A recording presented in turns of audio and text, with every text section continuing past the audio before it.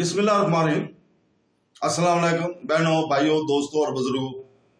आज हम इस इस्लामी मालूमाती और तालीमी वीडियो में अब्बासी खिलाफत के 14वें खलीफा अबू इसहाक मोहम्मद बिन वासक की दिलचस्प जिंदगी के बारे में बयान कर रहे हैं, बायोग्राफी बयान कर रहे हैं। इस्लामी तारीख के बारे में कीमती वज़ीरत हासिल करें और इस अहम तारीखी शख्सियत के बारे में अपनी समझ को गहरा करने के लिए हमारे साथ रहें। आखिर तक वीडियो को देखें और इसको शेयर भी करें अगर आपको अच्छी लगे, ताकि दूसरे भी इससे मुस्तफीद हो सके।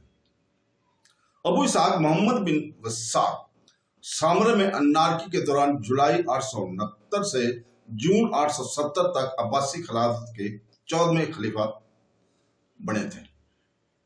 अल-मुतदी अब्बासी खलीफा अल-वासी के बेटे थे। वो 833 में पैदा हुए। अल-मुतदी के वालिद करब थी, जो एक यूनानी गुलाम थी। अगस्त 847 की वफात के बाद कुछ में अपने वालिद खलीफा अल-वासी ऐसे उहदेदार थे जो नौजवान मुतद्दी को खिलाफत के तौर पर मुंतखब करना चाहते थे, लेकिन आखिर में इनका इंतखाब इनके चचा पर पड़ा। खलीफा मुअत्तज़ की कामयाबियों के बावजूद वो इस दौर के अहम मसले पर काबू नहीं पा सका।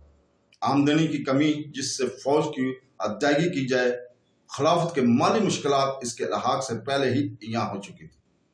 फौजियों के लिए 10 माह की तनख्वाह के अतिया के रवायती अलहाक को फंड्स की कमी की वजह से कम करके दुगना करना पड़ा और इसने अल-मुस्तैन की हुकूमत को गिराने में मदद की थी। चुनाचे खाना जंगी और इसके नतीजे में होने वाले अमूमी अनारकी ने सूरत को मजीद खराब किया, क्योंकि बगदाद के माहौल से भी मासूल आना बंद हो गया।